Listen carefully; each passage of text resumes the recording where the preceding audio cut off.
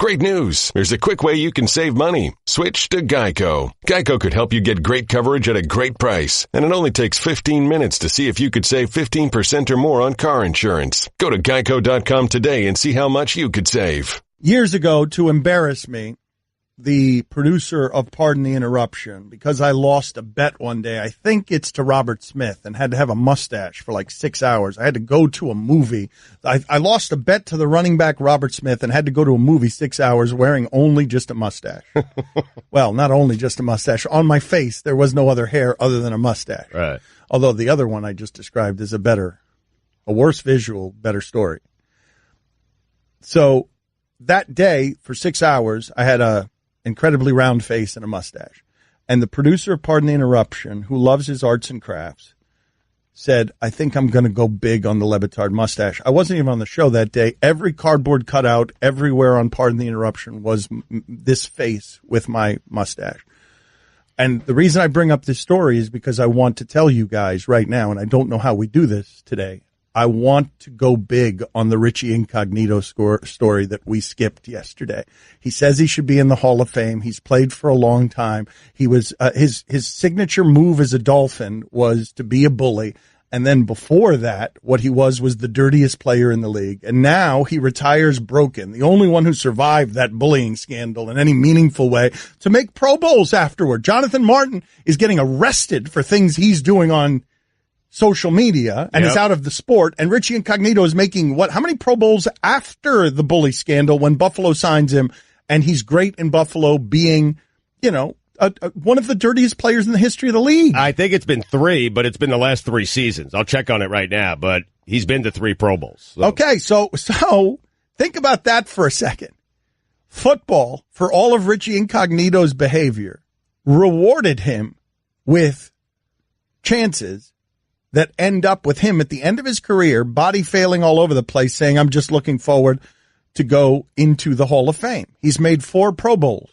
He won't get into the Hall of Fame because of how dirty a player he was, but to me, he is a symbol for what that sport can be at its dirtiest, and I want you to notice what it is that's getting rewarded there. What's getting rewarded there is that man mauls people. Mauls them. He mauls Asian trainers, he mauls teammates, he mauls others, he mauls himself. And so we've celebrated him around here for years because, again, there were racist slurs, the entire Dolphin organization. The most interesting thing the Dolphins have done in the last 15 years is actually bully a teammate. It's the most interesting thing they've done in 15 years. They're an irrelevant franchise. They did have an assistant coach snorting cocaine off his desk. I mean, put it on the poll, Guillermo. Yeah. That's a good one. That's a good one. At Le Batard Show. Well, it wasn't a good one. It's a good one for my purposes. Put it on the poll because I think Stugotz is going to win that. What's more interesting? Cocaine snorted off a coach's desk. Richie Incognito bullying a teammate in a national scandal. Been quite the last couple of decades. It really has been. It had the Dolphin football. Man.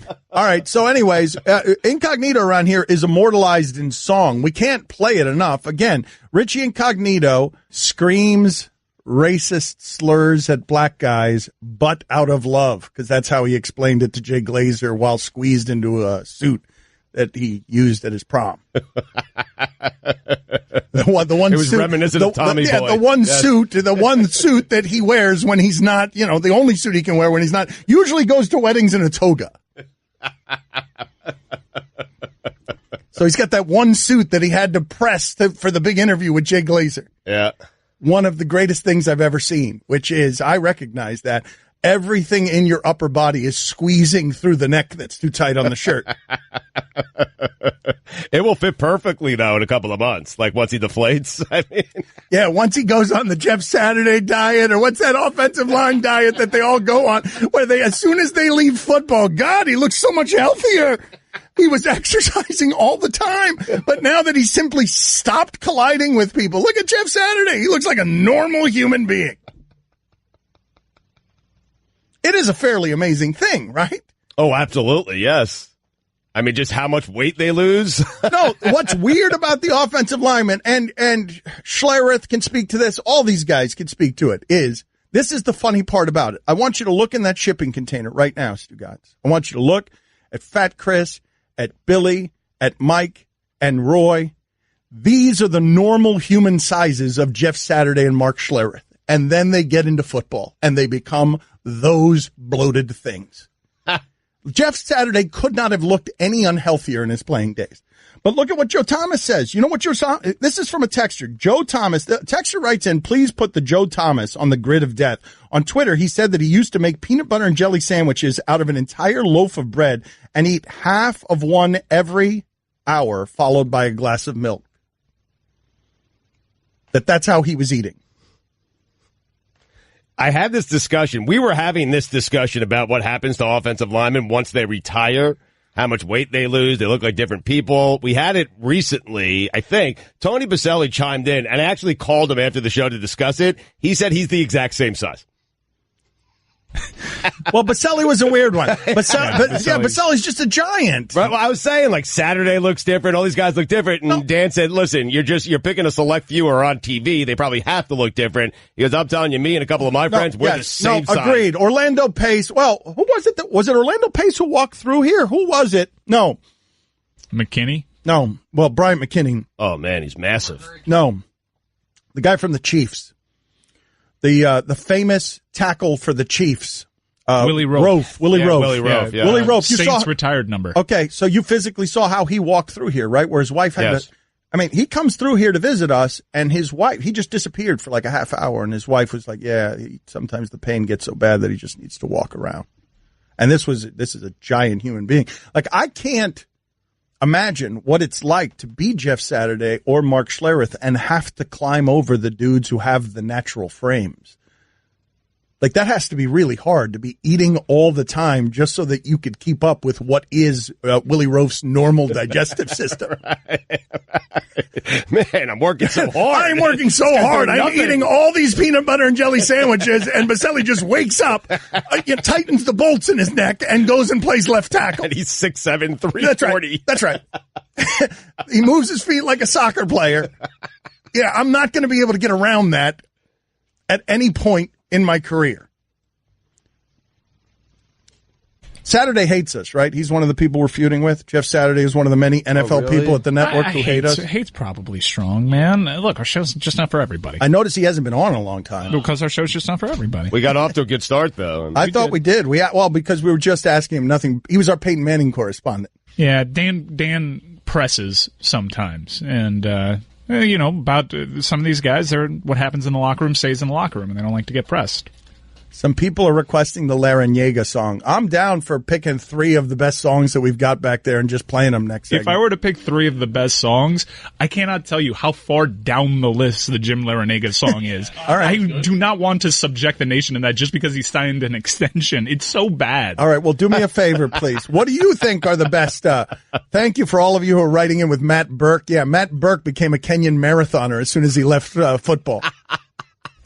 I'm doing the Google this game, and I Googled Mark Schlereth Conan. It was an appearance right after the Broncos won the Super Bowl. Oh, how bloated was he? Look how small his head, and he has a massive noggin. Inflated with air. Like, his whole body is inflated. Well, we're going to assume it's air. I can't look at that picture. I know exactly the picture you're talking about. Yeah, it's jarring. I can't look at it anymore. It makes me uncomfortable, man. Look, all you need to do to win a lawsuit, even on concussion, is just go to the courtroom and show them that picture of Schlereth and then say, is football healthy? That's right. Yep. That Mark Schlereth photo is a horror. It is a horror. Oh, my God. That is not healthy in any way. That's him making a television appearance. That's him at his best. That's him actually sitting next to Angelina Jolie. Yeah. All right, I want to go big on the incognito thing. I don't know how else to say this, so I'll just say it. What is it, Linda? I think we should see other people. Are you breaking up with me? On a roller coaster? Well, we do have a lot of fun. Maybe we should stay together. An emotional roller coaster? Surprising. What's not surprising? How much you could save by switching to Geico. I just need a little me time. Geico. 15 minutes could save you 15% or more. Dan Le Batard. Finally, Jane's Addiction frontman, Perry Farrell. Stugotz. Perry Farrell. Farrell. Perry Farrell. This is the Dan Le Batard Show with the Stugotz on ESPN Radio. I generally have First Take on in here because First Take is tackling the stories of the day. The sound is never up unless Mike Ryan interrupts what we're doing to get Stephen A.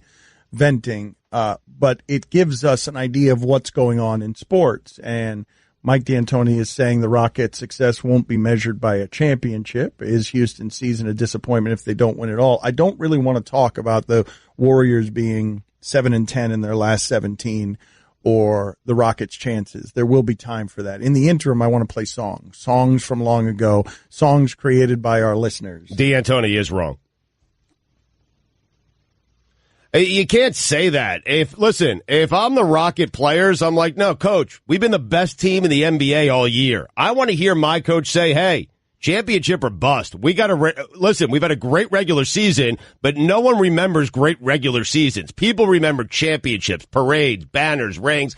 That's what they remember forever. And to validate this great regular season, we have to go out and win an NBA championship. That's what if I'm a player, that's what I want to hear Mike D'Antoni say. I can't believe Mike D'Antoni, coach of the best team in the NBA, is already cranking up the excuse machine before the postseason gets started. That's a terrible job by him. And you know what it says to me? He has zero confidence in his team's ability to beat Golden State in the Western Conference Finals.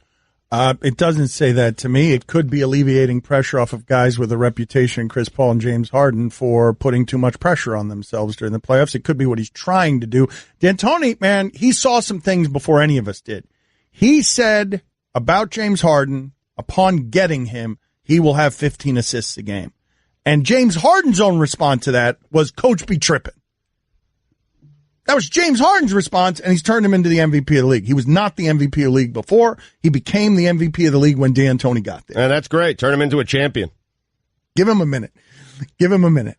I'd give him a minute. He has a couple of weeks here, right? He's got about a month to get it done. Okay. Otherwise, I'd crush it. All right, that's a lot of minutes.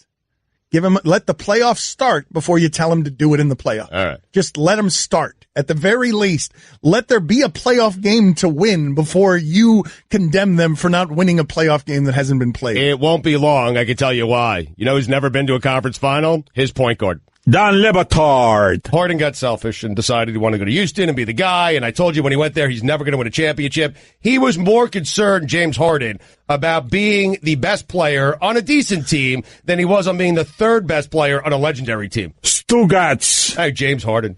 And the beard's enough already. Oh, who is he with a beard? Hey, he's trying to be different. I get it, James Harden. The beard. It's seriously the beard. When I think of James Harden, I won't think of anything other. I won't think of championships. I won't think of winning. I won't think of one of the all-time greats. I'll only think of his ridiculous beard. It's Harden. Him and his beard should be ashamed of themselves. This is the Dan Le Batard Show with the Stugotz on ESPN Radio. ESPN Radio is presented by Progressive Insurance. Guests on the Dan Le Batard Show appear via the Shell Pennzoil Performance Line. Rachel Nichols going to be there at 11:30 a.m. Eastern. Get the feeling of being rewarded with gold status at Shell with the Fuel Rewards program. Download the Fuel Rewards app. Join and start saving 5 cents a gallon today. Here's your SportsCenter update. Andre Ingram scored 19 points, had 5 boards, blocked 3 shots in 29 minutes for the Lakers during his first ever NBA game after 10 years in the G League. I love that story, man. That's cool. Stanley Cup playoffs start tonight. Wild at Jets, Flyers at Penguins, and Kings at Golden Knights. And finally, Sister Jean threw out the first pitch at the Cubs game yesterday. She was 5 feet from home plate. All right, please.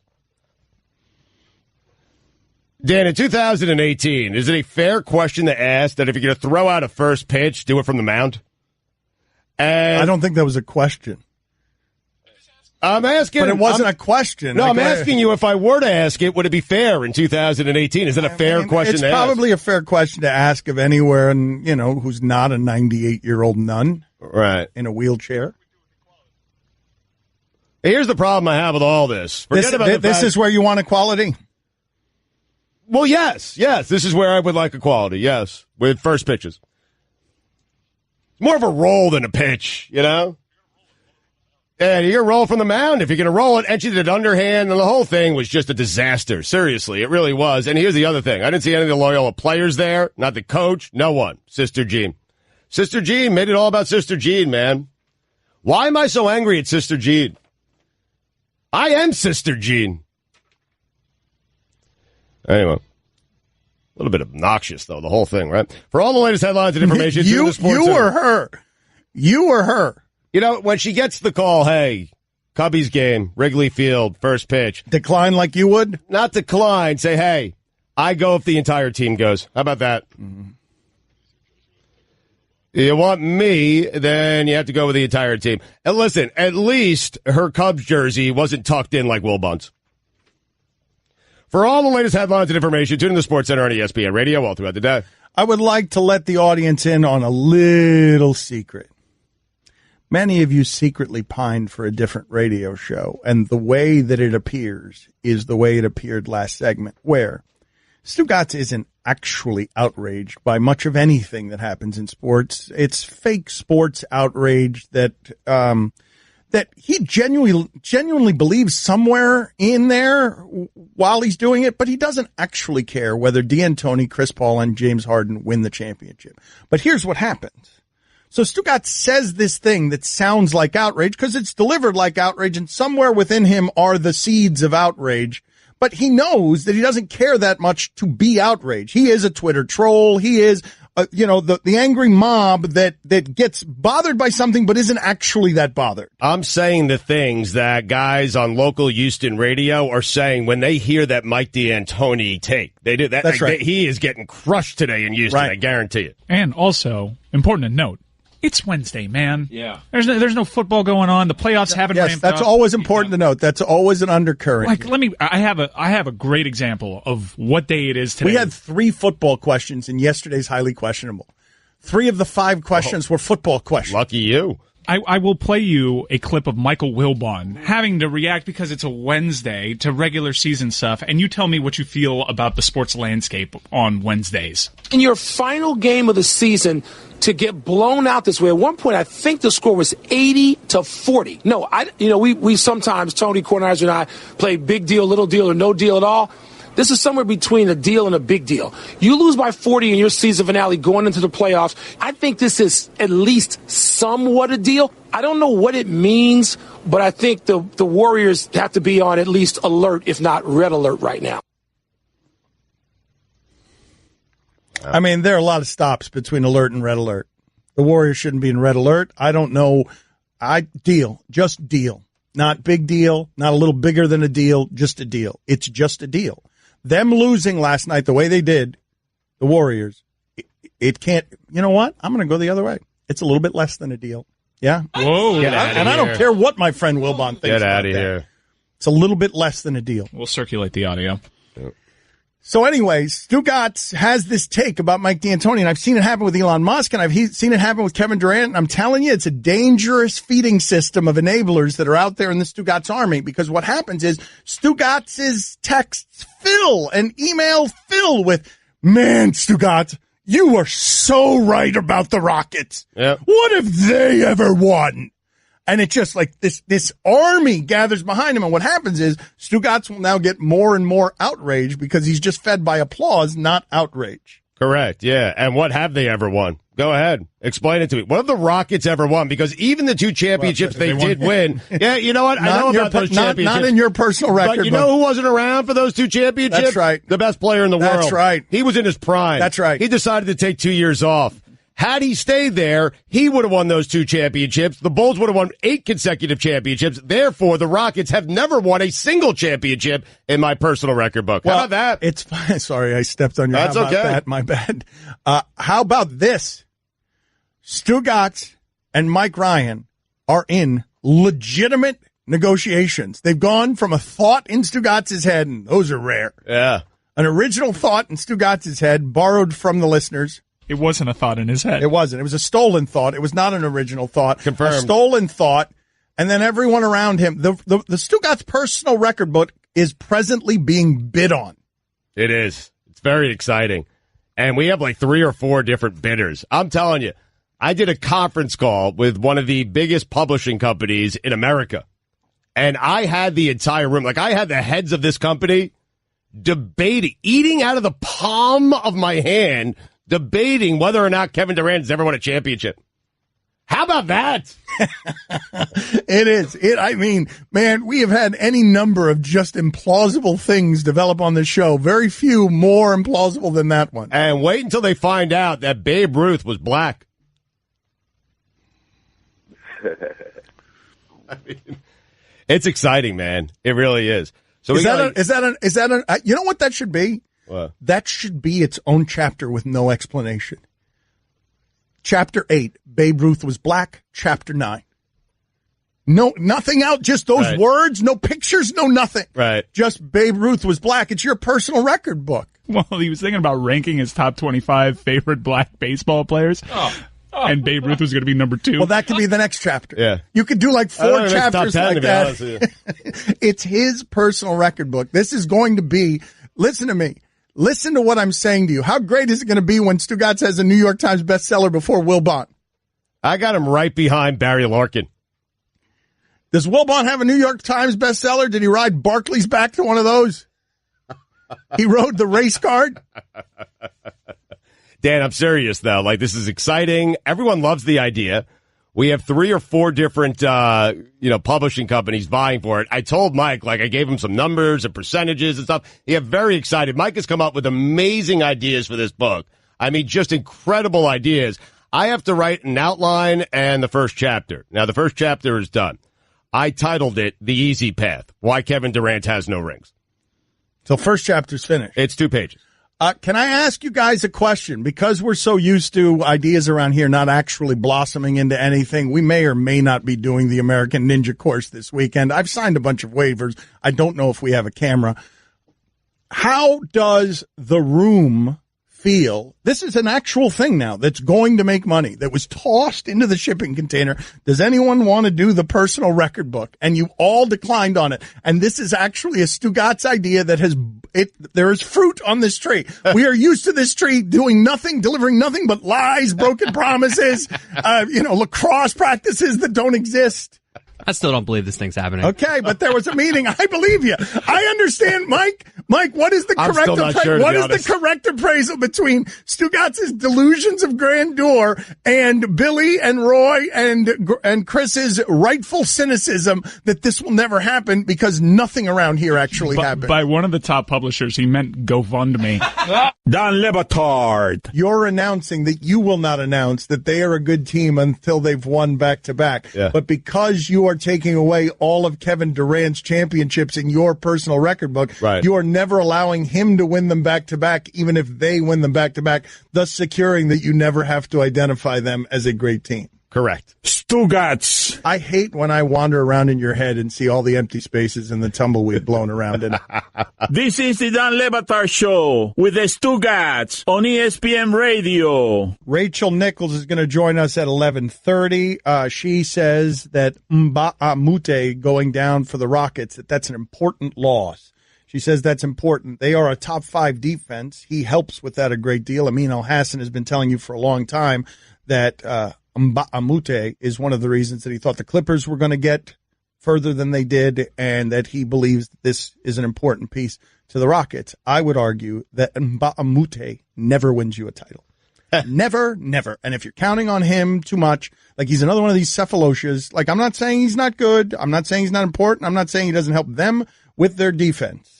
There's 100 guys like him, is what you're saying? I'm saying that those guys aren't the guys that matter in the playoffs. Every once in a while, Ron Artest will bail out Kobe Bryant in a Game 7, but that's not usually how that works. Sometimes a utility, just one of these nomad players, will help you win a home game because they do that sometimes in the playoffs. But I think a guy like a glue guy defensively on a team that maybe doesn't have good individual defenders, I'm not certain that's not as important as you're making it out to be. And that's fine. I'm just saying that guy, by name, by role, by minutes, that guy is never a decider. Or hardly ever a decider. Shane Battier erupted that Game 7. I'm just so tired of these. But Shane Battier can do that, and 10 other guys can do it. 20 other guys could do it. Shane Battier wasn't doing it before that, and then all of a sudden, you know how he fixed it? By aiming left? That's right. He said his shot was so off that he aimed a little off and they kept going in. That is the actual explanation for that. That's playoff veteran right there. That's veteran experience. Do you have that story? Shane Battier telling us that story of explaining, that whole game, that game 7 thing where I hit all those threes, I was aiming elsewhere. It felt good. My shot was gone all playoffs, right? But I figured it out in game 7.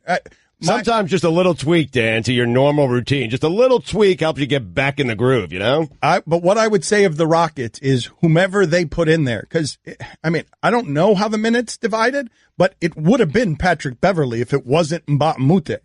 Like, Patrick Beverley was going to be that glue guy, and then he got hurt.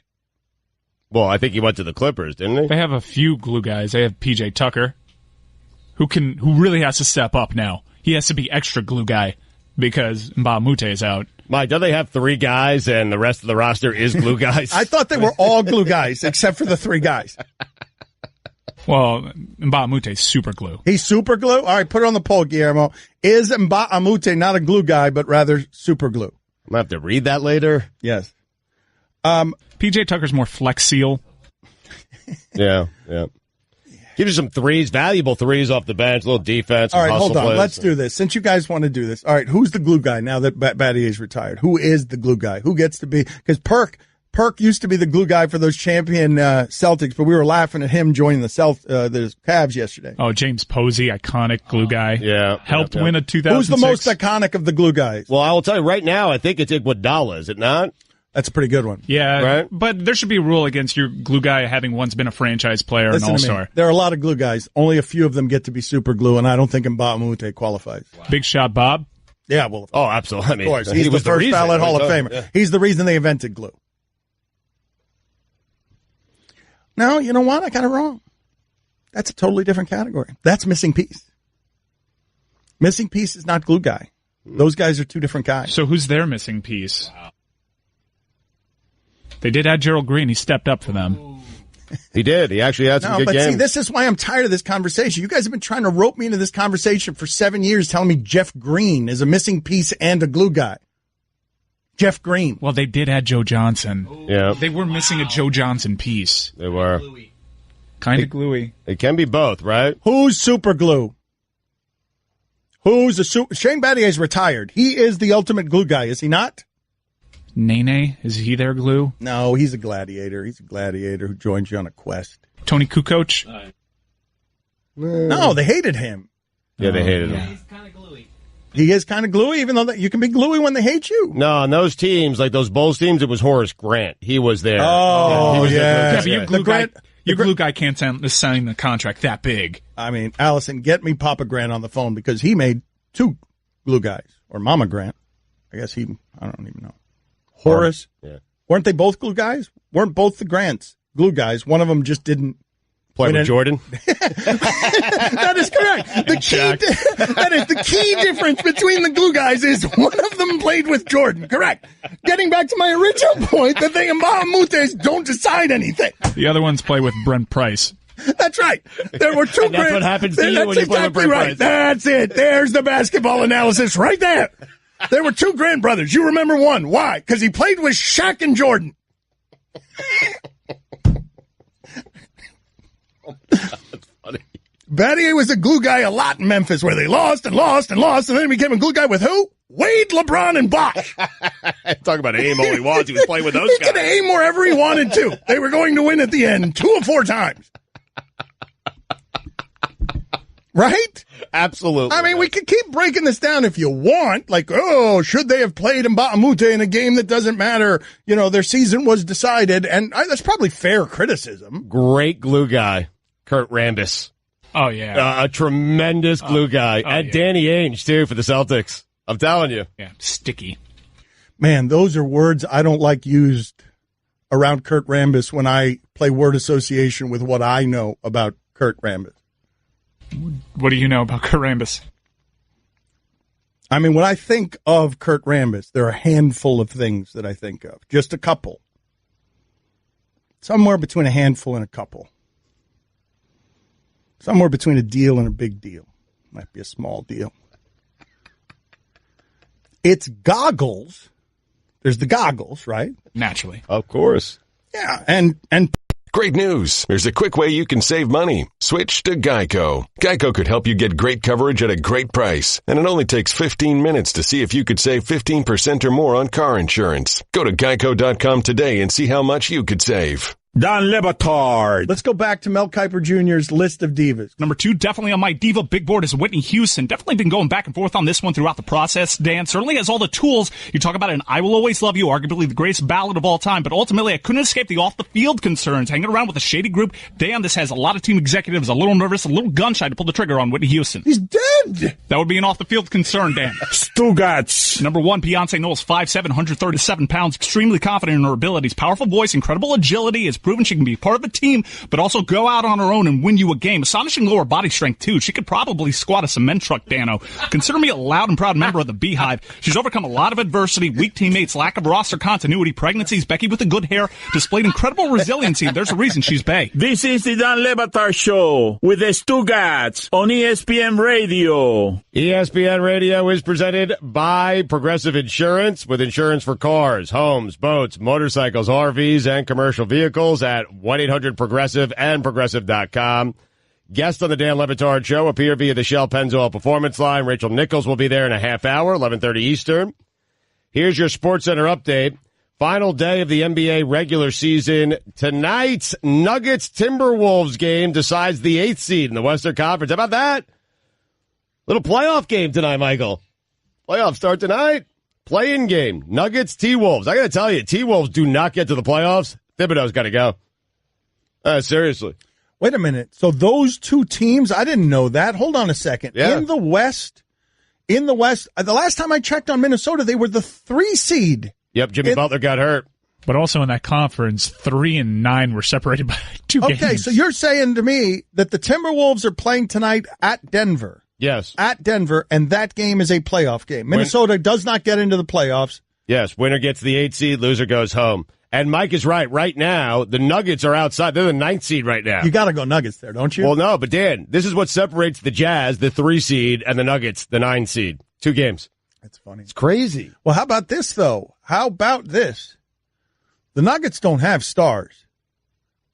Minnesota's got stars. Yes. This game tonight on the road is a playoff game.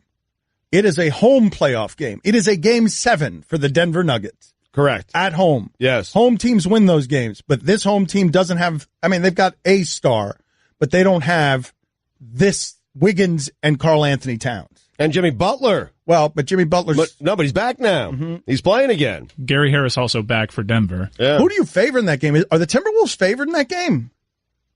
I'm not certain. Because Nuggets pretty good at home, right? Sports going I know, on. right? Nuggets are 31-10 at home. I'd be surprised if the T-Wolves are... I know, but the T-Wolves got the stars. This is an actual interesting playoff game being played It tonight. is, and here's the funny thing. If even win or lose, the T-Wolves have fallen well below expectations. Win or lose. Denver doesn't matter. They've already exceeded expectations. But wait a minute. It's amazing, huh? Wait a minute. That's what happens. They have 3 stars. They didn't have 1. I also don't think it's accurate because... Accurate. Because if Minnesota won 3 more games, they'd be the 3 seed, and then you would not say that they were underachieving. Good season. Minnesota minus 1.5. It opened. It's currently at -3. Yeah, Wow. Minnesota's being favored because they got the stars. Right. Pound the Nuggets. I'd take Denver that game. I would. Right. Well, I just said I was going to do the same thing. You want to... Let's see if we're going to move the line down, you and me? Yes. You and me by agreeing that the Nuggets should be favored in a home game? Yes. Well, it's not a home game. Did you read the internet wrong, Stugotz? It just said Nuggets Timberwolves. You mother... It just said Nuggets That game's in Minnesota? It just said Nuggets Timberwolves. I asked you specifically if the game was in Denver, and your response was, yes, the game is in Denver. Did I say that? Oh, man. $2? I hope I have some money on me today. Do you need to finish that SportsCenter? Yep. I'll check my wallet in just a second here. Having to make up a 3-goal deficit on aggregate, Roma shocked Barcelona to advance to the Champions League semifinals. And finally, Milwaukee television reporter AJ Bayatpour, I have no idea how to say that, was arrested on battery charges after police said he punched a reporter from a rival network at a Brewers game. Neither was attending the game for work. That's a great story. For all the latest headlines and information, tune in the Sports Center on ESPN Radio all throughout the day. Checking the money situation. I already saw the money in your hand. How is that? I haven't taken it out yet. In fact, I overheard you during the break saying, God, I have so much cash. Exposed! All right, so $2. $2 is the fine. Mike, what am I supposed to do with this? So the White Sox, was it the White Sox and the Orioles that played was that the White Sox home opener that drew like that? Where you had a crowd at a baseball game yesterday. And I don't know if it was the home opener or not, but I think there were fewer than 1,000 people there. According to Sports Illustrated, 974 people reportedly attended Monday's White Sox game. Okay, but was it a home opener or was it just a White Sox game? Because the Cubs home opener was snowed out. The White Sox still played, and they played in front of 974 people. Okay, well, freezing is part of it, okay? I wouldn't want to sit. I can't think of a lot of things that I'd like to sit outdoors for less than a baseball game if it's freezing. That's funny. Right? Yeah, absolutely. Why? Yes. Those 900 people need to be given vouchers to more games in the future because nobody should be sitting in the stands of that game. They are loyal. You're right. If it's freezing at a baseball game. I mean, it's awful. Right across town, the crosstown rivals canceled their opening day because the weather was so bad. That's right. So I don't blame baseball on this, but there are some places. This is something I do find interesting about baseball. Weirdly, baseball is ahead of everybody when it comes to digital age media, advanced media. This historically conservative sport is so much better at the technology of media than all the other sports. And in doing so, they've created reasons for you not to go to the ballpark. They've created something that allows their business model to function, and BAM Tech wants to get involved, and each team is getting, $50 million from BAM Tech because they've created a model that largely doesn't matter if people are sitting in the stands, as the Marlins are proving. Your team will make money. Right. Your team will make money, and so what you do is you end up incentivizing in some ways these teams to not win. Here, you could just make money. You could sit here and field a minor league roster. You don't even have to draw fans. You can have 1,000 fans because how interesting are the White Sox this year? How it's been a minute since the White Sox were interesting. It's when they had the loudmouth manager. Right, Ozzie Guillen, right. That's the last time they were interesting. They're not very interesting at all. But you're right. You don't need fans. Major League Baseball has done it right, which is strange considering the sport. All good points that they're leading on the digital front, and you don't really need to get it's nice to have it. It's more revenue, obviously, but you don't need attendance to make a lot of money in Major League Baseball. Here is part of the scam being run right now in South Florida, where you have lawsuits being filed, and the Marlins are sitting here claiming that they're a resident of the British Virgin Islands. Hey, can we call that Team Co. at some point here? I'd like to call Team Co. the Marlins Team Co.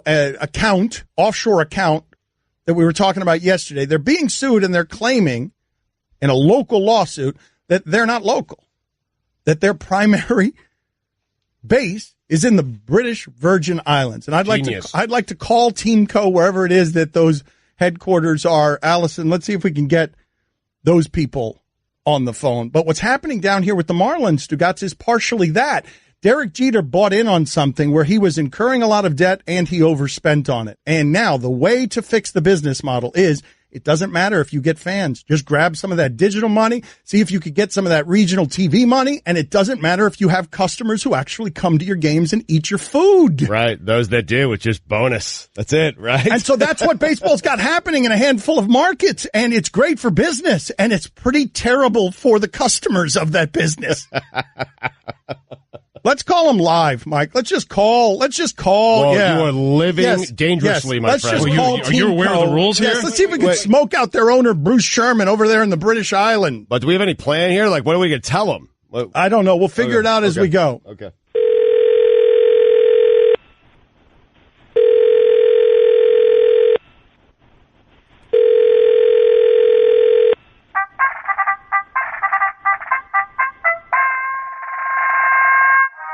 Cheers, and thank you for calling Marlins Team Co. FC, an international holdings company. For English, press 1. For English, press 2. For English, press 3. For Anglais, press 4. We are currently closed for tea time, but we will get back to you as promptly as possible. To leave a message for Lord Tutor of York, please remain on the line. Also, please note that in observance of the royal wedding, unfortunately our match against the Braves of Atlanta on the 19th of May has been rescheduled. Cheerio, and God save the Queen.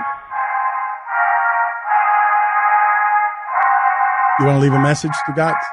Do we wait for the beep? Are we just on hold? We're on hold, man. All right, we're just on hold. All right, we'll just wait for somebody to pick up the phone eventually. Okay, very good. This show ain't free. Time for some ads. Was I supposed to do something there? I thought maybe you should leave a message. I just want to say this, though. We botch so many things with that White Sox story that I can't get past all the criticism that is being lobbed our way. What is wrong with the White Sox story? Let's find everything. All we were doing is building up to the joke at the end of the segment where we pretended to call a British person. Was that Liam? Next, you're holding up the line, ma'am. What did you say? You're next in line for the water slide, ma'am. Feet forward and enjoy the ride. Okay, dearie. This does look fun. Whee! Oh, you melted me. I've melted. The Wicked Witch of the West on a water slide? Surprising. What's not surprising? How much you could save by switching to Geico. See what you've done. Oh! Geico. 15 minutes could save you 15% or more. Don Le Batard. Dan has it. Oh, my God. No, this is a Bomani question. Mavis Staples, go. Stugotz. You can't hold papers together without some Mavis Staples. I mean, everyone knows that. This is the Don Le Batard Show with the Stugotz on ESPN Radio. All right, let's recover here for a moment because Stugotz is out of sorts, and we took a cut last segment, and sometimes, we are whiffers around here. We try to take big swings, pornographic hacks, and sometimes they work, and sometimes we swing and we miss. And the texters in those times are always real gentle and stuff. So because we just got done with a segment where we pretended to call what was clearly a fake place. We get this via text. Fake phone call. You don't get the show. And then right after that, swing and a miss. Is that guy? Thanks. All of it right. You are correct. It was a fake phone call. And you are also correct. It was a swing and a miss. Where you're not correct is we know too. It's not lost on us when something's not funny. You want to try the setup again? Because I think this can work. All right, let's try it again. Let's try it again. It was an awkward start and an awkward ending. It's all on me. It's all on me. It's all my fault when things aren't funny around here.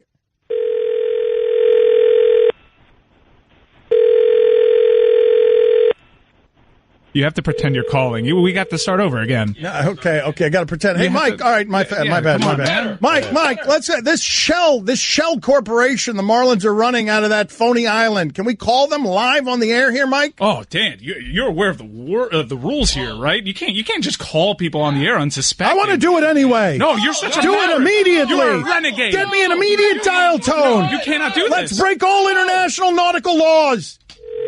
Thank you. Believable setup. We have to pretend to dial. That was our fault. That was us. That was our fault. That one was set it up again, Dan. I'll make the noise like we're dialing. Okay, you make the noise because we can't do that on the fly. All right. So Dan, pretend you want to call it. Set it up again, Dan. Hey, can you guys call that Shell corporation that... we can't. Are you aware of the rules here? No, I want to do it anyways because I'm a rebellious maverick going against the company and international law and nautical law. I'm doing this against my will. Yes, I know. Let's risk. The pirate ship must risk all fines and consequences. Let's call live. Doot, doot, doot, doot, doot, doot, doot, doot, doot, doot. All right. A little scared. That's what are we going to say? No. We need it to stop ringing at exactly 4 times.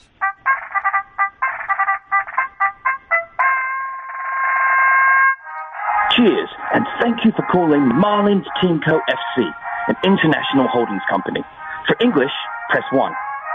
3 For times. English, press 2. That's a fine. For English, press 3. For Anglais, press 4.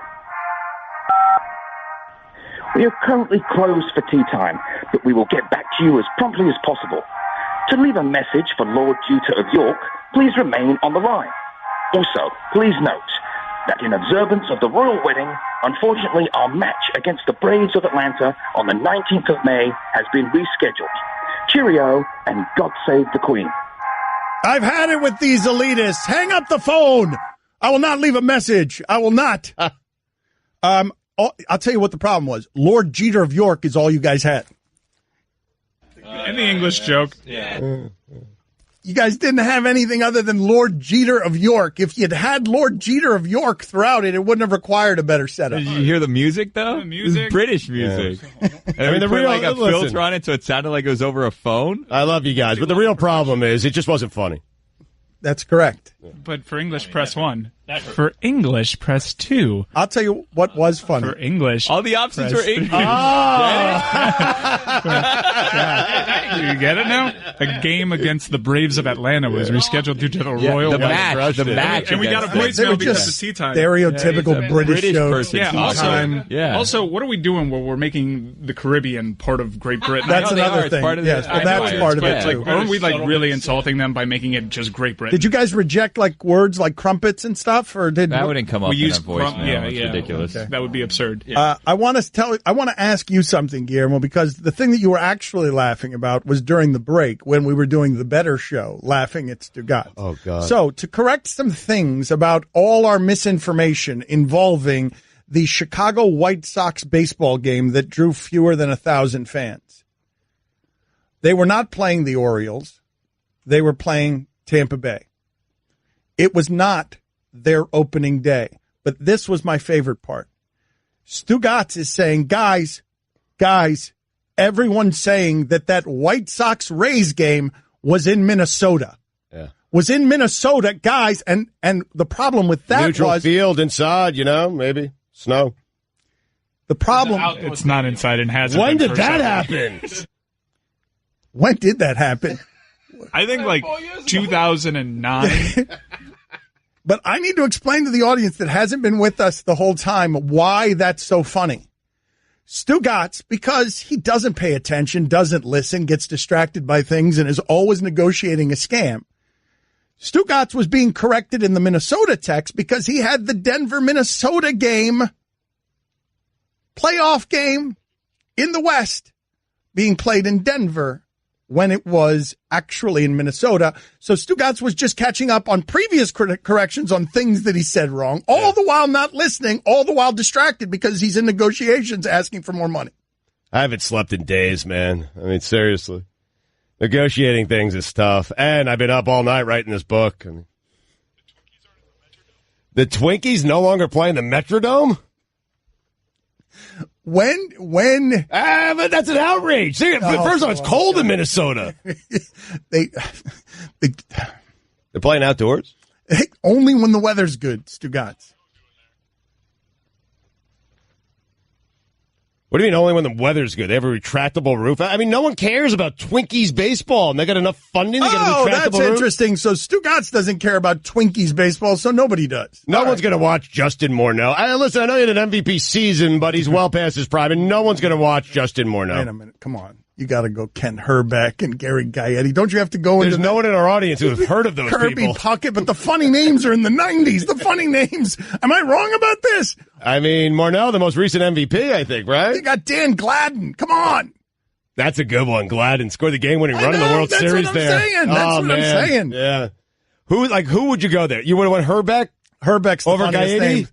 Okay, Gaetti's a good one. Gary Gaetti is a good one. Kent Herbeck is a better one. I love those teams. Yes, I could play that game for the rest of the time.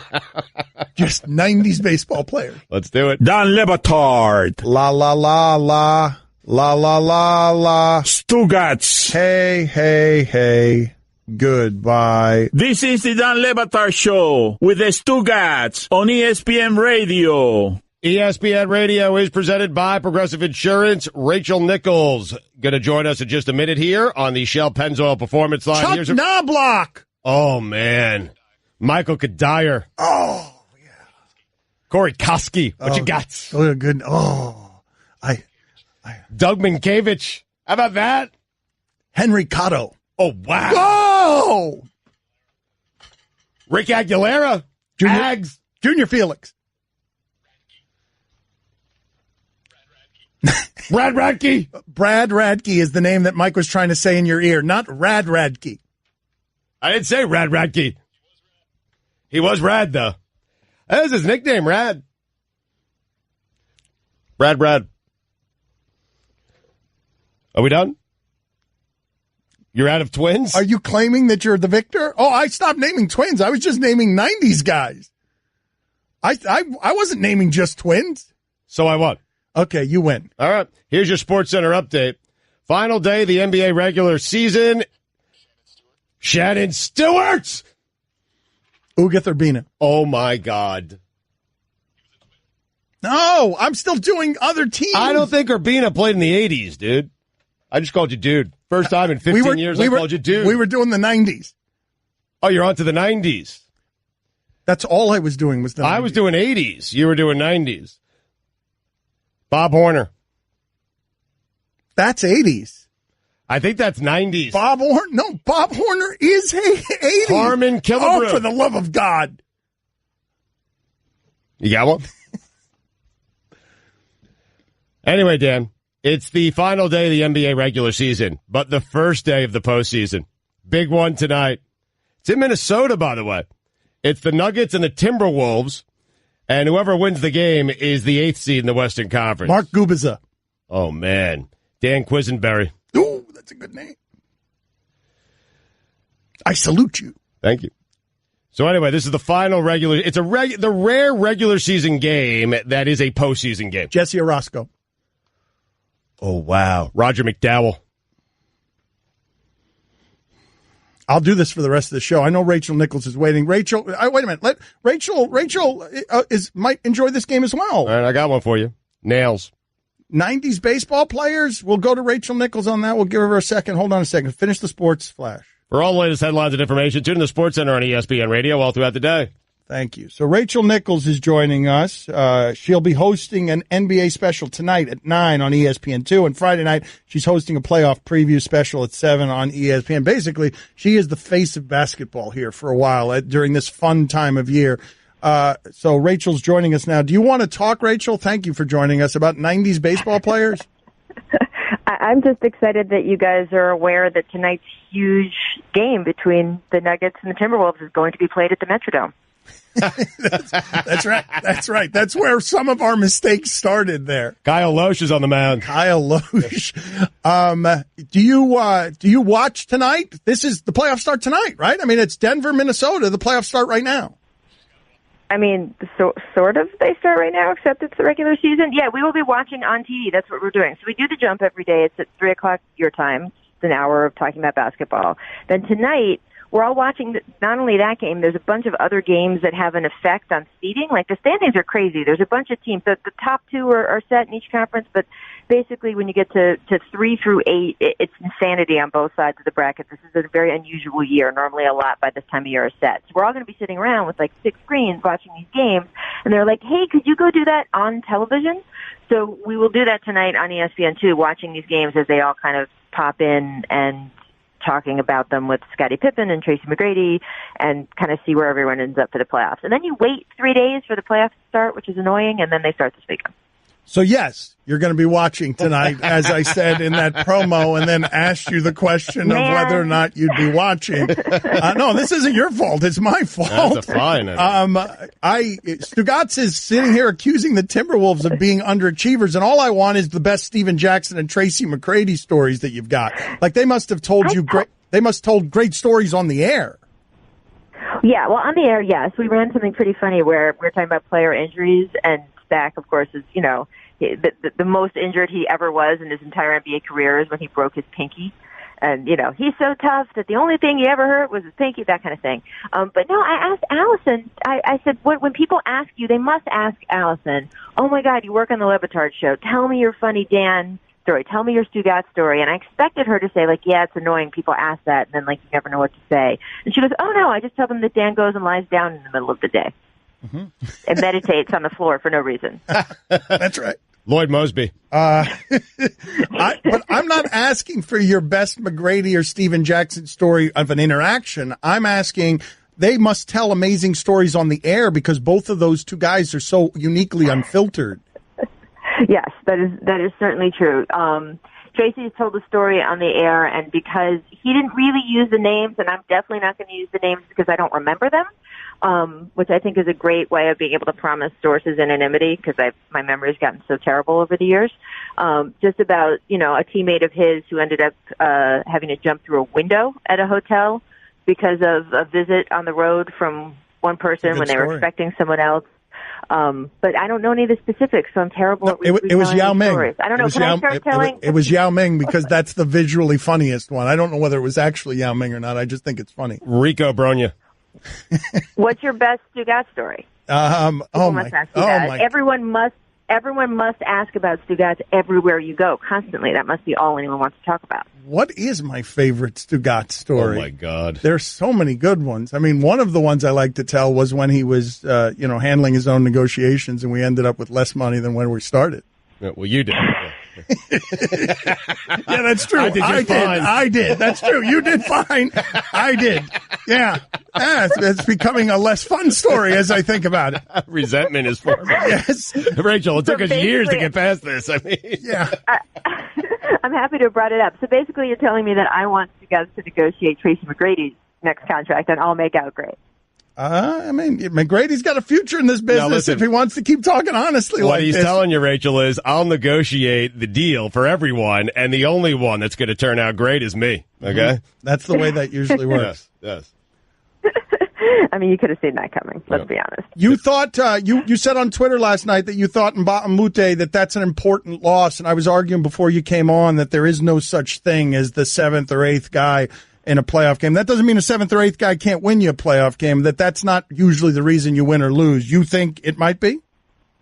Well, I think I was confused for a minute as you went into that, that maybe you were arguing there was no such thing as a Ma'amute. But no, like when the Oklahoma City Thunder played this season, everyone's like, of course, focused on Paul George and Russell Westbrook and Carmelo Anthony. But it's Andre Robertson, when he got hurt in the middle of the season, we came on TV the next day and said, this is a big deal. This is going to be a problem. He's such a good defender. He covers up so many other people's mistakes, and he lets Paul George be in the conversation for Defensive Player of the Year. And you had a lot of people kind of push back and say, oh, come on. He can't play offense at all. He can't shoot the ball. That team has 3 stars. That's what you need to worry about. And not shockingly, over the next 6 weeks, that team almost fell off the face of the earth. Because you have that one guy who sort of makes everybody else work. And Mamute is kind of like that. I don't think he's as much of a fall off the face of the, makes the whole team fall off the face of the earth just because the Rockets have so much of a deeper team. So they've, a few guys like that if they were missing him and PJ Tucker and a few other guys. But I do think that it's something to watch when you have a team like the Warriors in the conference and we think, oh my gosh, maybe, possibly this Rockets team is the one that can finally knock them off. They better be at full strength if they're trying to knock them off. And this guy is a big part of what they do. Atlee Hammaker. Rachel will be hosting an NBA special tonight, 9 on ESPN2. On Friday night, she's hosting a playoff preview special at 7 on ESPN. This demands an answer. We've been arguing about it all morning. Now that Shane Battier has retired, who is the league's first ballot Hall of Famer, presently playing as a glue guy? As one of these Mba'amute glue guys. Now, right now, one of these alleged, Perk, the Cavs are exhuming Perk here before the playoffs. Yep. He used to be a glue guy. Now, glue guy, according to Rachel Nichols, super glue guy in the league is? David West is a big glue guy. Okay, you didn't go with conviction there, Rachel. You were asking us. You were kind of asking us. You got to have more conviction than that on a glue guy. It's got to be. Right. You're right. Like Rachel, this is how you do it. You just say Andre Iguodala. That's it. Yeah. End of discussion. Yeah. Period. End of discussion. Okay. Yes, you could. No nuance. But that's not the right answer. I think it is. I mean, on a team, I was trying to think of someone on a team that's going to end up somewhere in the I know, playoffs. but Rachel, here's the problem. Here's the problem, and the real flaw. The real flaw in the construct of your argument. We've already established the rules that a glue guy can't be a former All-Star. He can't be a Oh. Yes, see, because to be a super glue guy, all you're contributing to the team really is glue. It's not very much. It's just you're just this sticky substance that becomes Shane Battier, the ultimate glue guy. So who is it now? Who's the glue guy? Who's the glue guy of you guys? The glue guys in our show? Oh, Stugotz is the glue guy. Yes. Yeah, Stugotz is the glue guy. He's not an all-star? Nah, yeah, I'm with you, Rachel. Yes, I am a star. Mike is the glue guy. Yeah. Is Mike not an all-star? You know, No, Stugotz gets paid the most. Right, well, because I negotiated the deal. That's right. That's Yes. exactly how that happened. Yes. Again, check this out. NBA special tonight, 9 on ESPN2. She's also hosting playoff preview special at 7 on ESPN. She is the consummate professional. We are not. Thank you, Rachel, for being on with us. Bye, boys. Eddie Guadardo. Easy, Eddie. Look at me now. I'm getting paper. You pronounced his name wrong. I did not. Guardado. Buffalo. Easy, Eddie. Don Le Batard. I feel terrible. Here's the thing with you. You don't actually feel terrible. I didn't feel a thing, to be honest with you. I don't really care. I know. You announcing I feel terrible is just your way to move on to the next terrible thing you're going to do. Stugotz. They're just words, and words mean nothing to you. They don't mean nothing. His words mean nothing. Words are just transitions to your next lie. That's so right. They're not words. They are bridges to lies. This is the Don Le Batard Show with the Stugotz on ESPN Radio. I forgot to ask Rachel Nichols about the Andre the Giant documentary last night on HBO. I DVR'd it, and I want to watch it. I think he's interesting, but he may not be. He may just be giant and someone who drank a lot and was in a lot of physical pain. So I don't know. One of the things that happens sometimes in the deconstructing of a myth is you get so close to somebody who was legendary that it's too close. And next thing you know, you have more information. It's one of the things Tom Brady and Derek Jeter and Michael Jordan, they let the ad campaign guys sort of make their image for them, or the Uggs guys. Silent excellence, and we'll create the mythology with Nike ads. And Andre the Giant may not have actually been interesting. I don't know, but I think someone that size with a drinking problem is probably an interesting story to tell on HBO. Yeah, and HBO usually does very good work with this stuff. I had a phase where I got into all of the A&E biographies, and my favorite one was Andre the Giant. I found him fascinating, and it's not just because I'm a wrestling fan. It was a really fascinating A&E biography. Really? Yeah. So you've seen this. Did you watch last night? Were you interested last night? I did not watch last night because I was in New Orleans all weekend, and I needed to sleep that bleep off. Right. I couldn't sleep, so I did watch it. It was good, not great, but we know so much about Andre the Giant because we've had so many people come on the air and tell us stories about Andre the Giant that it didn't do. I didn't learn much that I didn't already know about Andre the Giant. So it was pretty good. But I imagine if you don't know anything about Andre the Giant, you watched that last night. It was really, really excellent. You know. All right, Guillermo, So and what I happened? didn't learn anything, so it was pretty good. That is actually your standard. It just, listen, big guy comes, takes over the wrestling world. He drinks a lot of beer. He has flatulence problems. They tell funny stories about his flatulence, and then that's it. It's over. That was the movie. It was okay. Good, not great. Princess Bride, too. That. I didn't realize how big of a star Andre the Giant became. I really didn't. I didn't realize. Hulk Hogan called him the biggest star in wrestling at the time. I always thought it was Hogan. So did you only learn that he farted? Wait, Yeah, I learned that he farted. I'm not even sure you watched. I watched Mike, I'm telling you, I watched it. I couldn't sleep last night. And then I watched the Paterno thing. And what a disaster that was. Wait, hold on a second. Hold on before you pivot. Hold on. Al Pacino, jeez. Before you pivot, I really do feel like you just got insight, not to just Stugotz, but Gronk. Everything that just happened in Stugotz's head, where it was just beer, giant, didn't learn anything, good, farts. There it is. I mean, what else does a giant do? I mean, drinks beer and he farts. Mm-hmm. Fascinating documentary. Good, not great, according to Stugotz. He wanted more farts. Good, not great, but it was pretty good. Didn't learn anything. Yeah. But I learned he was the biggest star. That's right. But I already knew a lot of these things. That was early on in the movie, so I forgot that I learned that. Yeah, and that's the last thing I learned. After that, it was just importing. Didn't learn anything. Found out he was an actor after. Okay. Flatulence. Yeah, that was good too. I said that right? No. Oh. You just what an amazing creature. Thank you. Him or me? I mean, what did you learn watching the Andre the Giant documentary? Like, what were your massive star? What were your takeaways other than Mike? You think the A&E one is the last word on Andre the Giant? Well, it was several years ago. I think the A&E one was done like 20 years ago, but it's available on demand. And it re-airs on, there's like a channel, the Bio channel that re-airs all those. The stories about him drinking are legendary. Hulk Hogan says that he can't keep up with him, talks about drinking on a flight all the way to Japan. Andre the Giant stepped on his stomach and he soiled his yellow shorts. Those Hulkamania shorts got soiled because he was so drunk. So they were yellow and brown Hulkamania shorts. Knew that. You did know that. That's right. Yep. That's what I'm saying, man. Didn't learn much. Mm-hmm. You knew. You are an authority on all things Andre the Giant. You are the most informed person in the history of Andre the Giant, so you watch a documentary about him, and you can't learn anything because you already know so much. That's exactly right. I mean, could have made a better movie, seriously.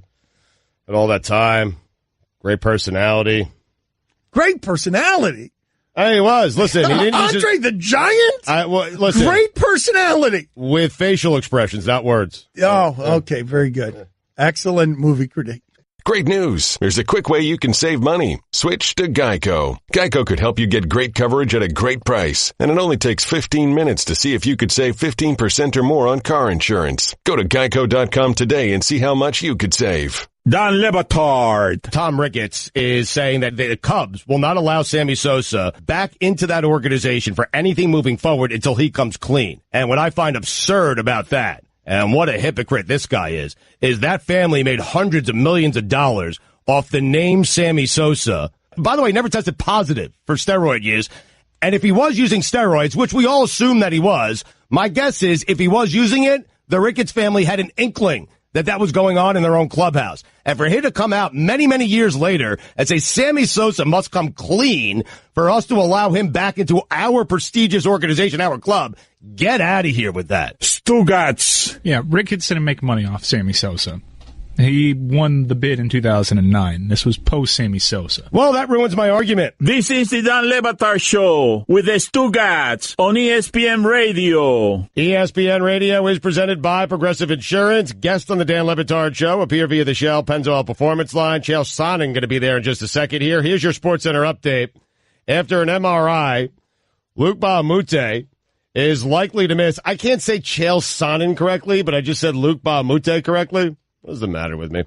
Anyway, he's likely to miss the first round of the playoffs with a dislocated right shoulder. Kevin Durant will restructure his contract with the Warriors instead of invoking his player option. Small little window there where KD's a little free agent. How about that? What do you think?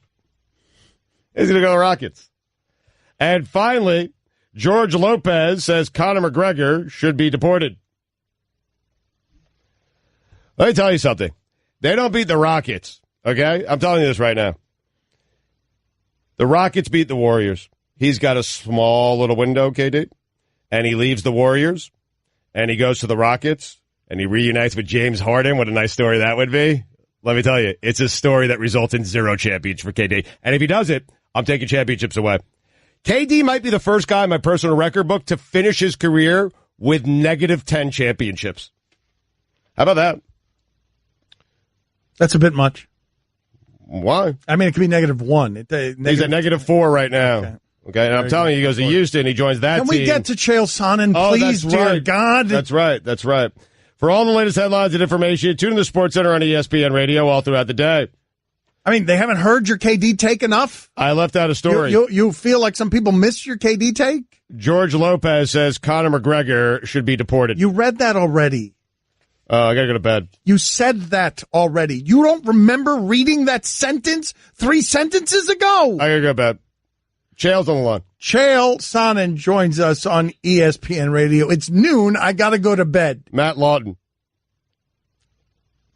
Chael Sonnen with us. What the hell's going on with McGregor, Chael? And thank you for joining us, as always, my friend and nemesis. Oh, well, Dan, if I could break some news for you. George Lopez says Conor McGregor should be deported. I know. Aqua? I know, yeah. That's who I co-host this show with. He just read it 3 sentences ago. What do you think of that? Chael, what do you think of that KD take? Gentlemen, I thought you did a wonderful job. But, gentlemen, can I jump in on this Lopez thing? I assume because he's a comedian, he was kidding. But this was my first thought, too. Listen, if Conor McGregor committed what he's being charged with, a felony, I don't see how he gets out of it with all the videotape. He sent 3 people to the hospital in a premeditated attack. I have to imagine that's a felony. And to Lopez's point, whether he's making a joke or not, I think Trump's been pretty clear. You're not going to bring a bad actor to this country and then let him come back. So I think he's in a jam. I think there's a lot of truth to that statement, whether it's made by a comedian or not. Okay, so what do you think is going to happen with Conor McGregor here? Like, just in general, you've been critical of his spending habits. You don't mind speaking your mind on these things. What do you think? How's this going to play out? He is out of control in a way we haven't quite seen before across sports. Yeah, absolutely. Look, youth, power, and money have never been a great recipe. We largely see it in Hollywood, but we do see it in sports too, don't we? What's going to happen with Conor? He has a legal issue. I don't think that this is Dana White's job. I don't think Dana's going to make it his job. I think he handed it over to the appropriate authorities, which was the New York Police Department. But I don't see how this goes well. I mean, listen, it was premeditated. 3 people went to the hospital. That sounds not good to me. I was stunned. Dan, I have to add this for you. Of the 3 charges he's facing, 2 of them were misdemeanors, including the assault. The 3 people going to the hospital with shard glass, some of them in their face, their eyes, their hand, was a misdemeanor. That stuns me that New York law doesn't take that more serious. Overall, though, Chael, good or bad for the UFC? Well, look, I need a little link to answer that. I mean, overall, this is terrible. Dana called it a disgusting situation, and he's right. If you're asking me in the long term, has infamous always trumped famous? Yes, it has. Especially in fighting. There's just a reality there. There's a reality. In the short term, it's not a good play. I mean, Conor somehow is already getting street cred amongst his minions for defending his friend. Now, his friend's honor was never called into question, and neither was his physical harm. So that was a little bit weird, but some of his followers are a little bit weird. That's a reality. Can you help me understand something? Because Dana doesn't think he's got a star problem, and I know you appreciate the athletes throughout your sport. But when he's going back to the Brock Lesnar when Brock Lesnar is, we all can look at Brock Lesnar, know he's been doing steroids without the help of the failed test. What do you do? What do you do with that? Like, when you're going to Brock Lesnar and Conor McGregor's behaving this way, do you have enough stars right now in your sport? I love what you said about Lesnar. Do we really need him to pee in a cup, or do we just need him to take his T-shirt off and point and go, suspended 6 months? That thing has always been a little bit silly. I will add this, because I do hear about the star problem. Look, here's the truth for Dana White. Business is very good, but there are nights when business gets a bump. And, when you're Dana and you've done it this long, I think he lives for those big nights. He likes to do the biggest fights he can. So he doesn't have a business problem. If we're going to be real open about this, Dana doesn't have any problem business-wise, but he loves those bumps. Lesnar is a once-in-a-lifetime attraction. So, yeah, Dana's going to have some PR, but again, he does let the appropriate authorities, and our sport is the only one regulated by the government. So he's got that on his side. He can go, look, the government's call. I'm going to offer up his name. They're going to make the decision. They're going to run the test. I don't know that we can blame Dana on this one, but I do know a lot of people like to try. What is Dana's biggest problem? Well, I don't know that he's got too many. I think that he's got some things going really smooth, but he does like big fights. He does live for those moments. The Mayweather-McGregor, we can call it a circus if we want, but it did bring in the attraction. I think he had a lot of fun. I mean, you're dealing with a billionaire here that works 7 days a week, about 20 to 21 hours a day.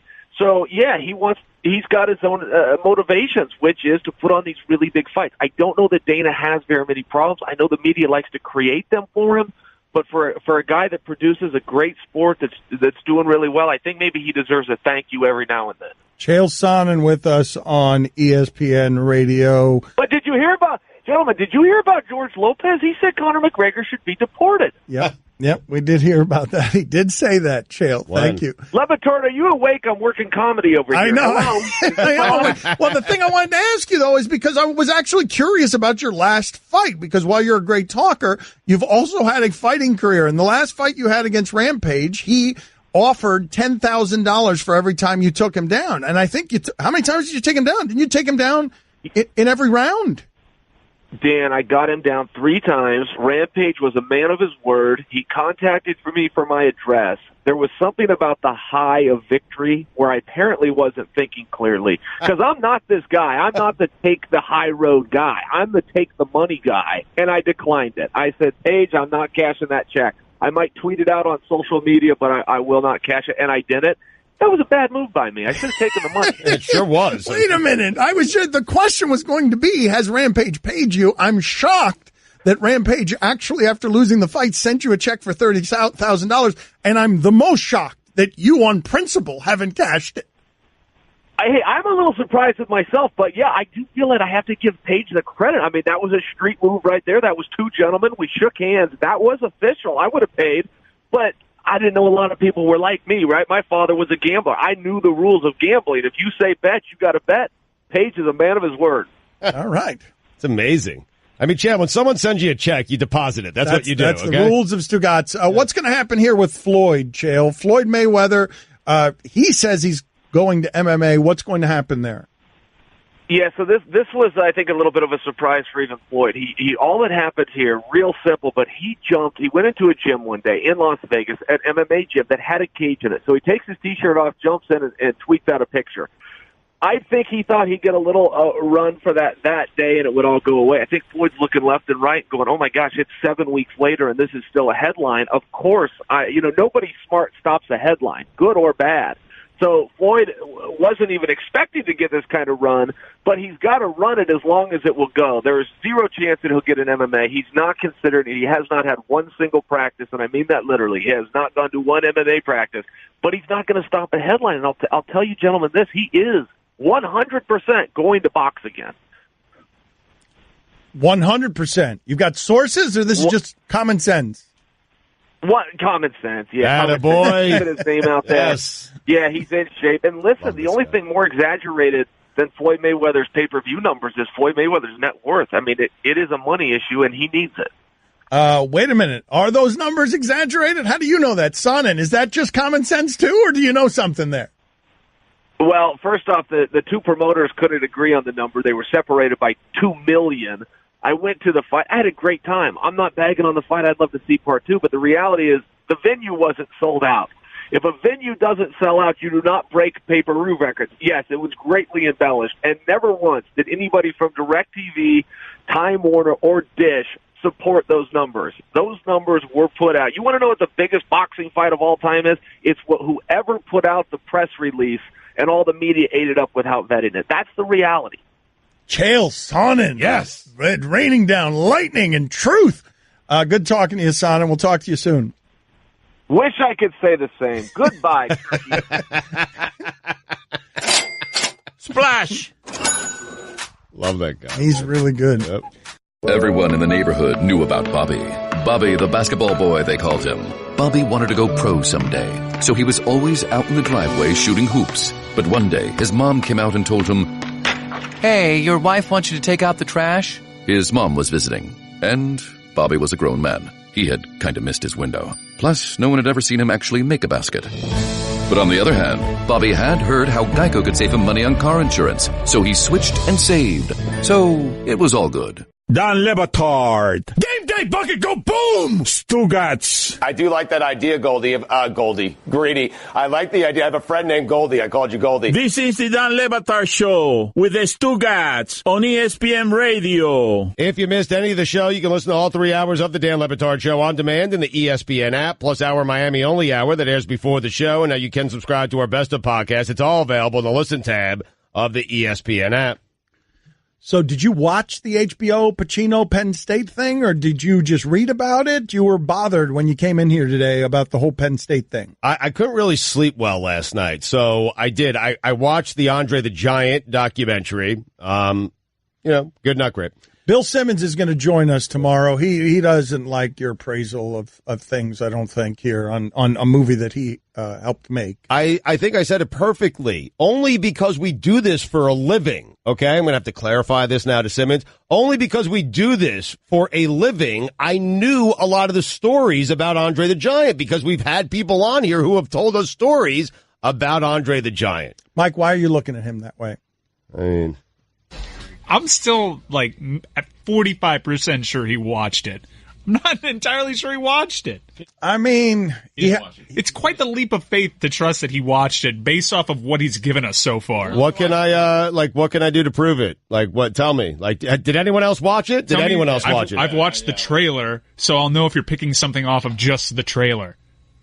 Like, if you rattle off I didn't watch the trailer. Okay. Oh, all right. So give me a detail. Give me something that... I mean, other than farter and drinker, or things that we already know, give a detail, one detail you remember. Mike, this is a tough ask. Keep in mind. Mean Gene's got a beautiful house.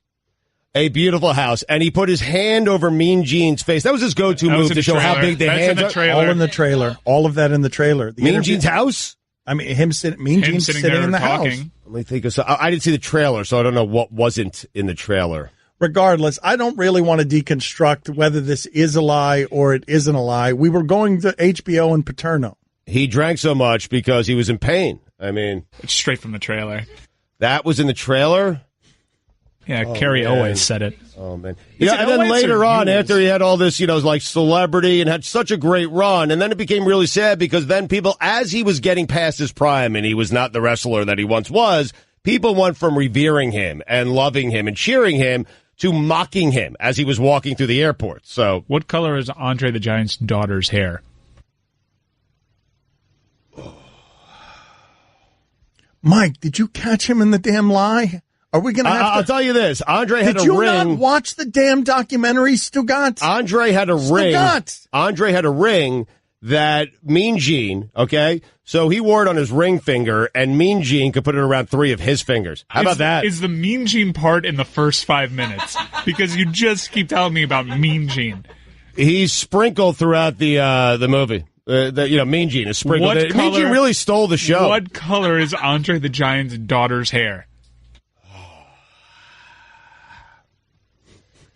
What language was Andre the Giant's family speaking? I believe it was French. Was it?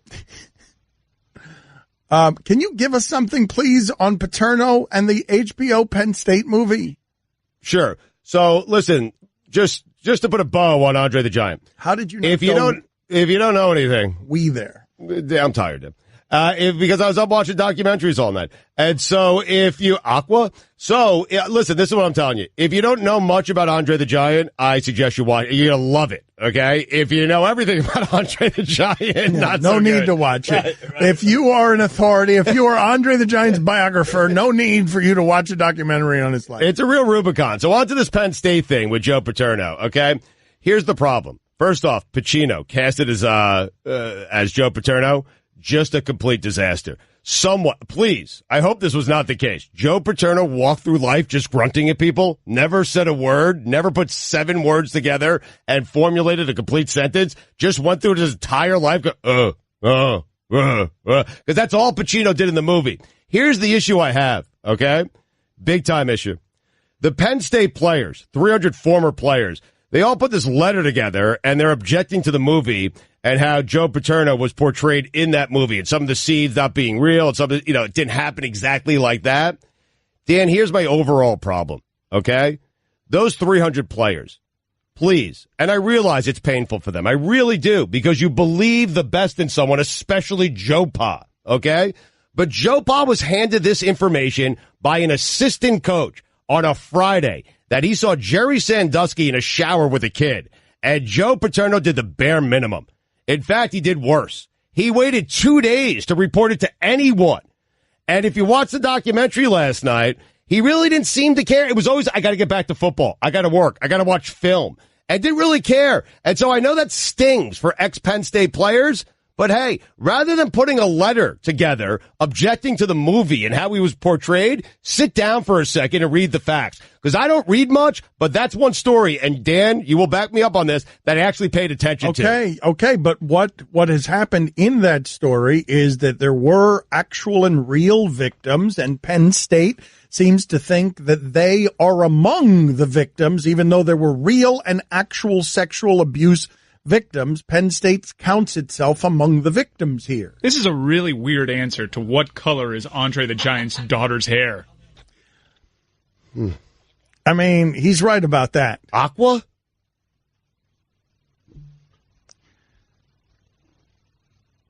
I want to understand what it is that you're saying exactly about this Paterno.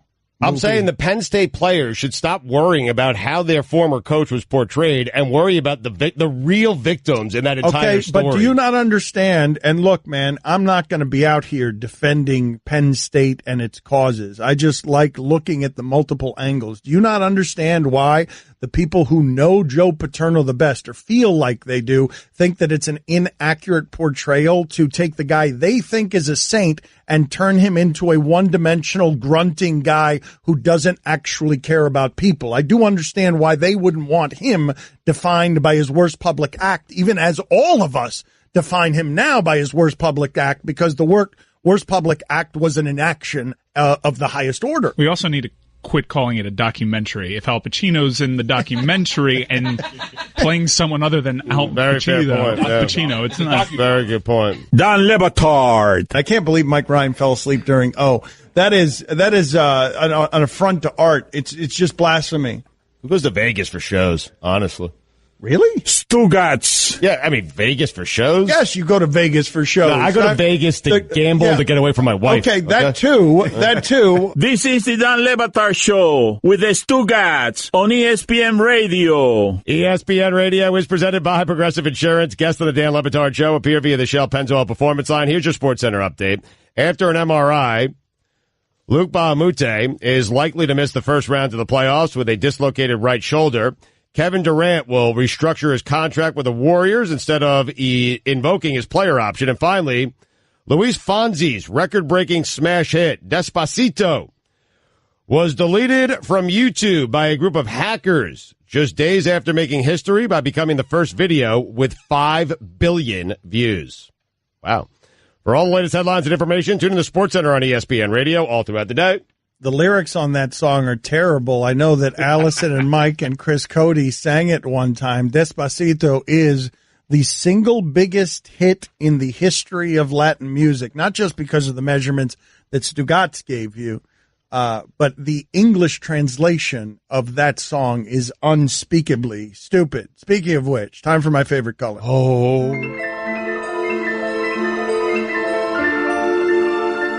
Dan's favorite colors: orange, yellow, purple, pink, blue, magenta, green. What number are we on? There's controversy. Will he choose which color? Will he choose which color? Will he choose which color? Will he choose which color? Will he choose which color? Will he choose which color? Will he choose today? I told you guys yesterday what my colors were: 14th, 13th, and 12th. Unofficial. No, what do you mean unofficial? Unofficial. I told you yesterday 14 was orchid, 13 was Navajo white, and 12 was moccasin. I told you that. Okay, so are you still saying that orchid is 14 today? Yes, I'm saying that today. 14, 13, and 12. All right, so 14 is official, 13 and 12 unofficial. All right, whatever. We'll find out tomorrow. All right, can we find out? Guessing, Dan. All right, fine. We'll find out tomorrow. Can we find out today what Rick Springfield, the 80s icon and heartthrob, the author of Jesse's Girl that was going to be Gary's Girl, what his 19th favorite, can we call him real quick? Rick Springfield, what is your 19th favorite color?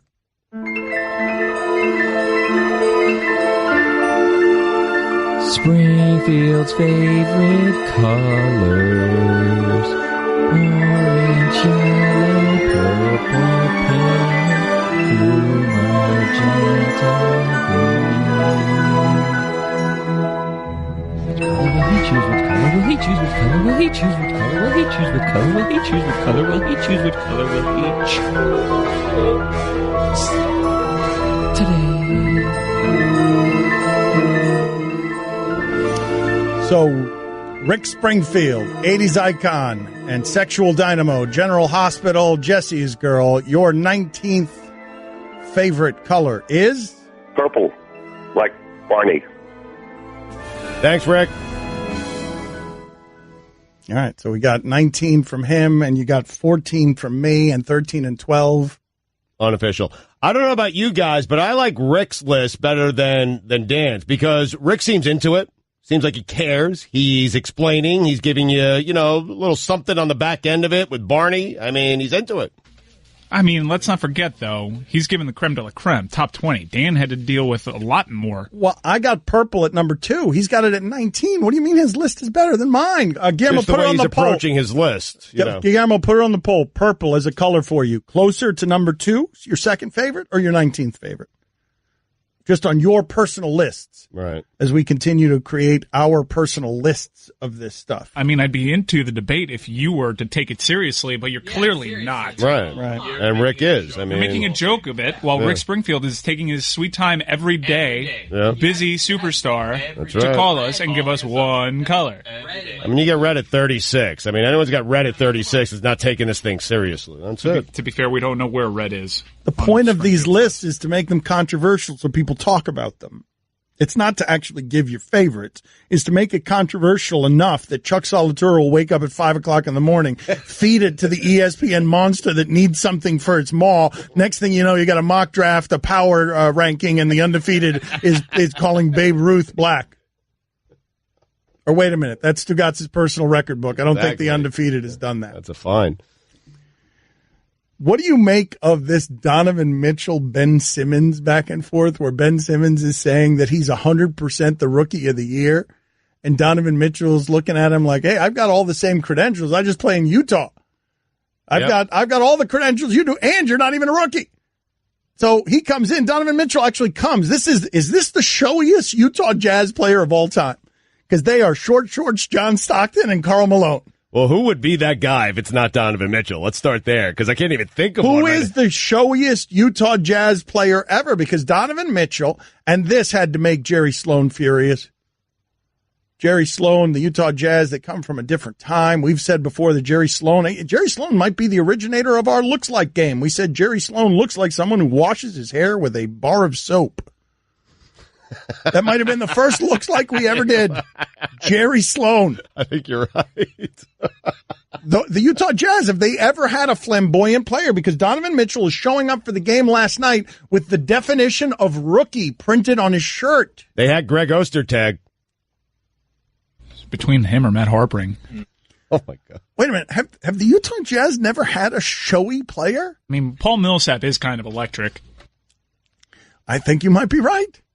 Somebody give me put it on the poll, Guillermo, at Batard Show. Have the Utah Jazz ever had a showboat player? Because Donovan Mitchell, look, man, we love the pettiness of the NBA. We love that these guys all have the power and the personality. And one of the reasons that basketball is getting more popular with young people is because it has all the soap opera elements. These guys are willing to go back and forth. Joel Embiid is like a 7-foot millennial who has fun on social media. It's a generational war being waged right now in the NBA. It is. And listen, I understand what Mitchell's doing, and maybe he's got a good point with Simmons missing a year, but he's still a rookie. And I would argue that after like James Harden and a couple of other guys, that Ben Simmons might be the MVP of the league. Seriously. Like he's right around a triple-double. They haven't lost since Embiid got hurt. He plays in Philadelphia, and that stinks for Donovan Mitchell. It's just a bigger market. But I think Simmons is the better player. Listen, I'm ready to go in with this. You guys think Ben Simmons is the MVP? You're ready to go in? It's baked? It's baked? Well, wait a minute. Is it fully baked? Yes or no? It's usually your stuff is half baked. Is this ready to go fully baked out in front of the American people? Stugotz is ready. Mike, he's cooking. Mike, he's cooking. Stugotz is cooking. Everybody back off. Listen, this is a team that won 50 games. This is a team that has had a decade plus of really, really bad basketball. The only difference between this team and all those other teams is Ben Simmons. Feed him. 50 wins, going to the playoffs. Stephen A. Smith predicting they'll go to the Eastern Conference Finals. What's the difference between this team and all those other teams? It's Ben Simmons. Ben Simmons, without question, period, end of discussion, is the MVP of the league. The whole league? The entire league. Who's better than him? Maybe James Harden. The answer's nobody. Who's better than him? Nobody is better than Ben Simmons. No one has meant more to his team than Ben Simmons. James Harden has Chris Paul. James Harden has Capella. James Harden has Luke Bahamute, defensive glue guy. Okay? Ben Simmons is playing with a broken Joel Embiid. He's not good, except he's the greatest. Well, he's the greatest when he plays. Unfortunately, he only plays half the games. That's it. He only plays half the games, and they haven't fallen off at all without Embiid. And Ben Simmons, I'm telling you, he's a triple-double machine. That's what he is. Oh, what type of company does he keep? Well, he keeps very lousy company because Embiid is hurt, and that's why he's the MVP. I was talking about statistically, like Robertson, like Harden, James, those guys. No, he's better than those guys. Michael Jordan is where I have him. Ooh. He is, listen, you want to talk about LeBron? Is LeBron Jordan, Jordan LeBron? No, Ben Simmons is the next Michael Jordan. Oh, how about that? It's the hottest of all hotness. And here's the thing. Give it to him, Stu. He can do it with his left. He can do it with his right. Amber. He can grab rebounds. Dexterous. He can play defense. Oh, all sides. He can dish him out. Oh, assist machine. Field goal percentage is fantastic. Fantastic, but what about from deep? Perhaps he struggles from three. Okay, just one mistake. But that's okay. He'll learn it. Oh, everyone gets better. Great at the free throw line. Oh. He's a rookie who plays like a 10-year vet. Oh. That means he's poised. He's terrible from the free throw line. Mike, I was on a roll. And no one's checking these facts except for you. Is he a rookie? Not my personal. Oh, we found it! We found it! But he's the MVP. Don Le Batard. Yes or no, Jerry Sloan washes his hair with a bar of soap? No. You're wrong. I want to get back in. He doesn't wash his hair at all. How do you know I'm wrong, first of all? How do you know you're right? Stugotz. Yes, I've showered with Jerry Sloan. Okay, very good. Then I stand corrected. This is the Don Le Batard Show on ESPN Radio. At Le Batard Show on Twitter is where you reach us on our polls of the day. I don't feel like we've had very many today, have we? I feel like it's been a very weak poll day.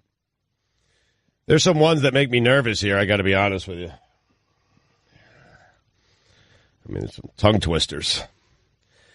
The Twitter poll is brought to you by Wendy's. Wendy's 4 for $4 now has 8 different sandwich options available at participating Wendy's for a limited time only at Le Batard Show on Twitter. Man, right off the bat. Was it very congenial? That's right? Yeah. All right. Was it very congenial and jovial disposition? 56% of the audience said yes. Is Eric going to miss Tony? That's the one I was worried about. 66% of the audience said yes. Eric Reed will miss Tony Fiorentino. They are the local Miami Heat TV play-by-play guys. And it's Tony's last game. Tony Fiorentino's last game, regular season game is tonight. He is broadcasting his last game. They are local legends. And we weren't sure whether Eric would indeed. The nature of these marriages, they can be difficult. We didn't know whether Eric would be happy, but the people have spoken, and they say Eric Reed is going to miss his partner. Yes. If you buy suits with another man, are you friends?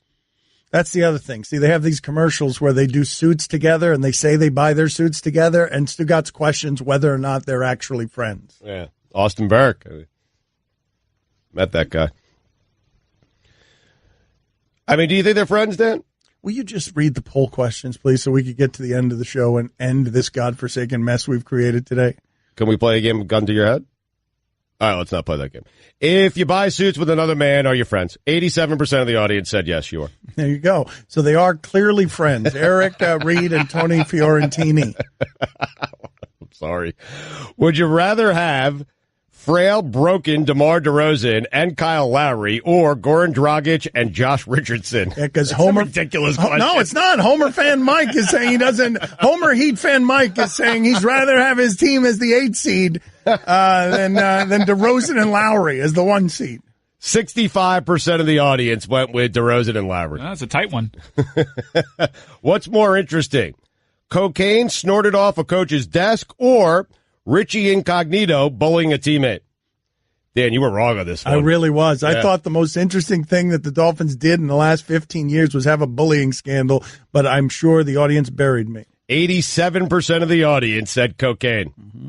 Is Luke Bahamute not a glue guy, but a super glue guy? 74% of the audience said yes. Really? Mm-hmm. Really? What was our list of super glue guys? I really do feel like it was insufficient today. I don't feel like we came up with very many glue guys. Like Tony, there are no Tony Allens in the league anymore. Like where are the glue guys? Is Tony Allen still in the league anymore? No, Steve Kerr ruined that man's life. He ended him. You're right, the glue guys. It's like we had them all over the place in the 80s and 90s. I don't think they exist anymore. No, I don't think that's right. I'm sure there are glue guys, but the three-point shooting, has it changed the nature of the glue guy? Is the glue guy changing right before our eyes? I don't feel like we have a super glue guy in the NBA. There's Boris Diaw. He's a gluten guy. Is purple closer to being your second favorite color or 19th favorite color? This is a big one. This is really, at stake is my list against Rick Springfield. Yep. This is for everything. 51% of the audience. Did you just pick a booger out and sprinkle it on the Yes, on the table? that's what he does. This is the thing that not he what does. I did. Mike, this It's is what he did. does. Mike, yeah. Mike, have you never seen him do that before on television? He reaches into his nose, he grabs whatever is there, and then he sprinkles it on the console. That is correct. That is the man I married. Occasionally they'll make a stop at my mouth, and then I'll do Yeah, it. sometimes it'll just a smear across the mouth. But why not a subtle Connecting sprinkle? Why'd you just salt bait Subtle, it? really? Because he's a foul monkey, Mike. Anyway. Subtle? Everything's riding on this poll question here. Everything. So what was the 51% said what? Well, you cut me off. Sorry. 19th. So 51% of the audience said purple is closer to being your 19th favorite color. Mine is second. Rick Springfield's is 19th. Polling is not closed on that one, COB. Dan refuses to take it out. It's very close. I need more polling, but now I just took it because I rooted for it. Have the Utah Jazz ever had a showboat player? 72% of the audience said no. It's Billy's birthday today. Billy, happy birthday to you. Happy birthday to him. I don't care. Good luck. Yes, Guillermo, we give you our most spirited birthday greeting. Few votes just trickled in for second on purple. Yeah. Good luck.